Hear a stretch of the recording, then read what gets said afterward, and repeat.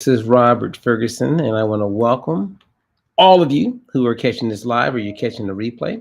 And I want to wish all moms to be, moms that have done it. I want to wish you all a happy Mother's Day.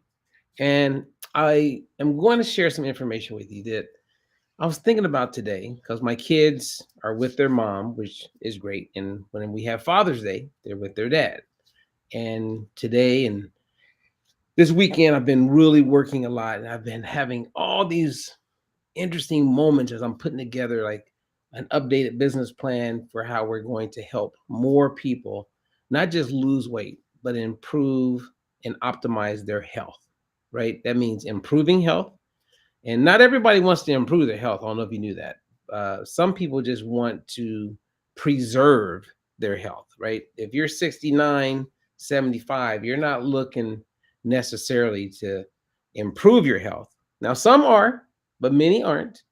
But they don't want their health to get worse. And that's why I say preserve their health.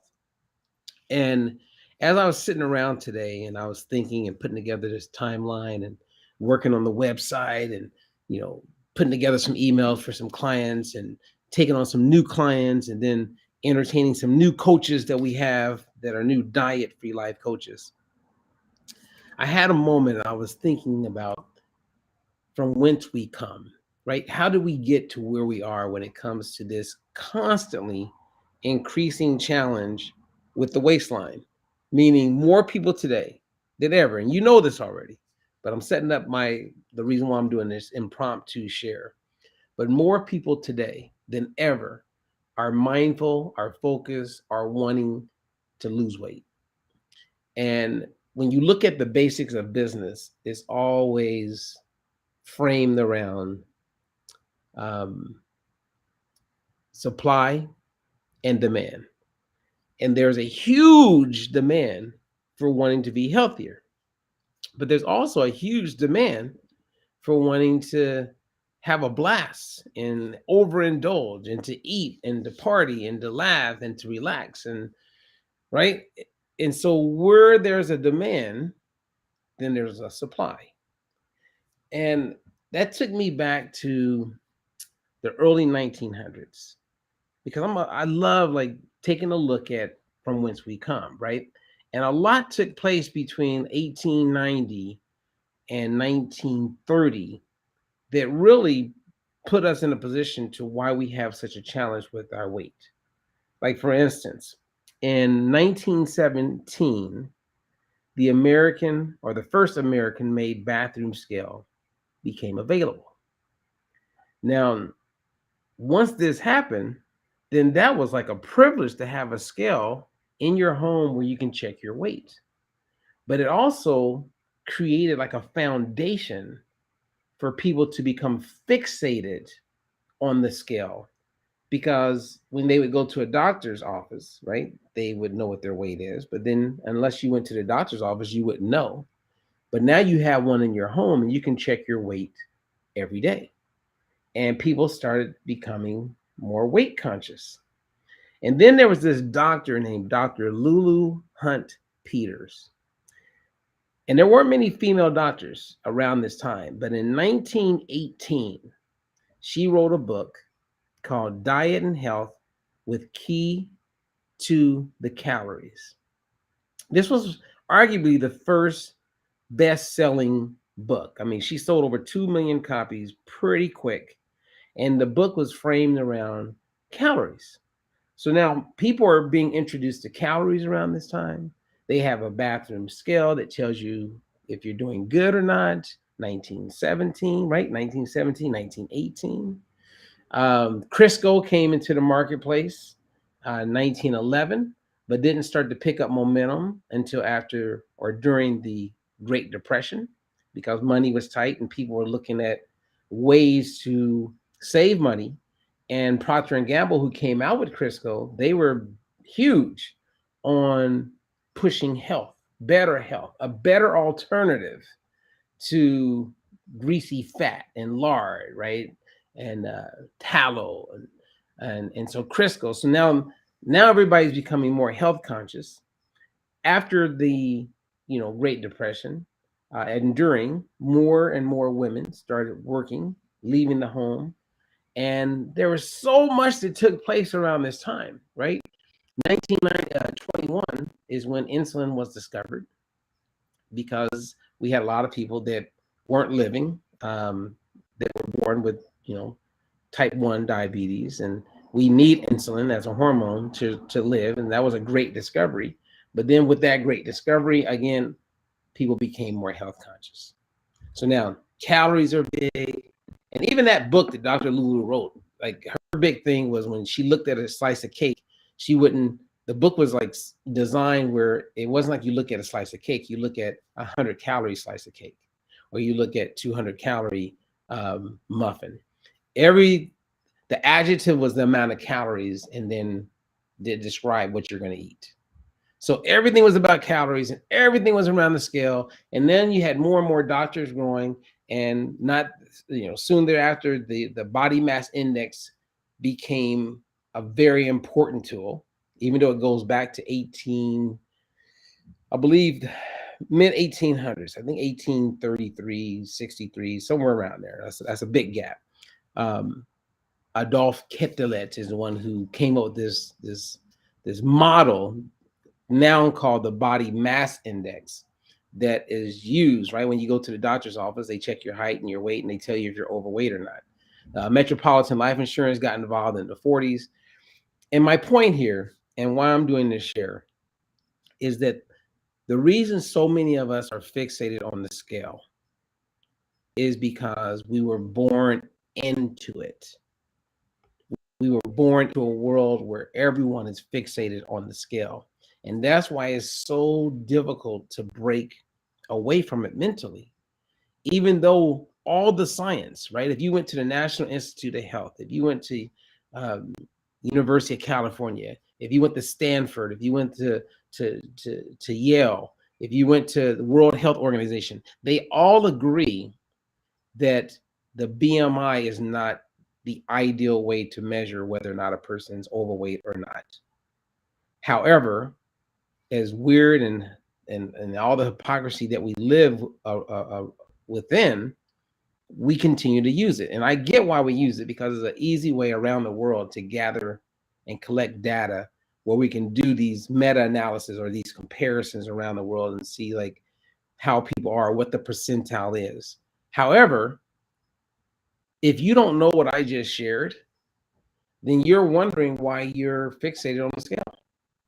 You've been fixated on the scale since you were a kid. Your parents got you more fixated on it.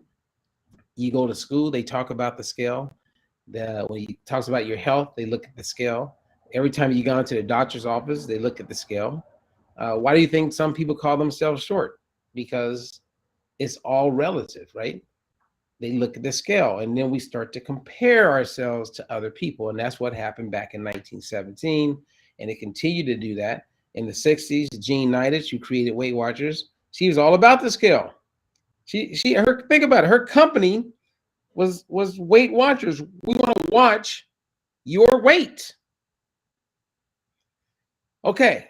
Now, knowing all of that, and the fact that I'm doing this impromptu live on Mother's Day, I want to encourage all moms to make a commitment, beginning right now, to not allow the scale to keep you mentally in jail. And the other thing that I want to throw out there is that treat yourself, and I mean, this doesn't pertain to everybody, right? Because some people don't like their moms, but treat yourself the way you would treat your mom. Treat yourself the way you would treat your mom. When you recommend a weight loss method to someone, would you recommend that same thing to your mom? Or would you just, doesn't really matter? When it comes to better health, would you recommend what you're doing to your mom? Now, some people would have their mom do keto, or have their moms do paleo, or have their moms do all these different crazy diets, because they may be ignorant to how harmful it may be. And then the sad part of it, on the backside, once you find out that you recommended something to your mom that then put her in a position to have increased risk of cancer, to have all kind of other autoimmune challenges because you recommended her to eat a certain way because she saw you eating a certain way, you wouldn't feel good about that if things didn't go well for her. So I'm saying all of this and sharing all this because I'm reminded of the importance of valuing our moms. I credit my mom for how I created the diet-free life methodology. And I recommended it to my mom. And at one point, my mom did the diet-free life and went to lose 125 pounds. And that's when I started using this phrase, what I recommend and what I do is mama approved. Meaning that if it worked for my mom and it's good enough for her, then it's good enough for you. I know weight loss gurus, I've been in meetings and conferences that they recommend a certain way of eating to everyone else. But when I ask them, when we're just breaking bread, hey, is your mom doing your program? Oh, no, I wouldn't have my mom do this. But you'll have everybody else do it because you make money with it, but you won't have your own mom do it. Well, what does that say? That says a lot. That says a lot. So again, as it goes with the saying, when you're on an airplane and you have your loved one sitting next to you, maybe your kids or grandkids or a good friend, or maybe just someone who needs your help, when the oxygen mask come down, you don't attempt to help them until you first yourself. Now, I know it's easier said than done. I know that. I'm just throwing it out there. I mean, I'm sharing this in a kind way. I just wanted to just remind people and give some insight into how we got to where we are, why we look at the scale all the time. Why does everybody have to have a scale? We create a whole industry in monitoring our weight at home. And some people have horrible days. There's some moms this morning that woke up, stepped on the scale, and they were happy and looking forward to a great day, and the scale did not give them back the feedback that they wanted. And as a result, they were somewhat miserable and moody, and everybody's wondering, like, what's wrong? It's Mother's Day. But they're just mad. And then, unfortunately, what happens to many people, when the scale gives you that negative report, that becomes a trigger, and then you just throw everything out the window. Whatever, I'll just get back on it Monday. I got to do something about this weight, but today I'm going to enjoy myself. And then you start framing enjoying yourself around being reckless. I want to encourage you to love yourself and to not be fixated on it.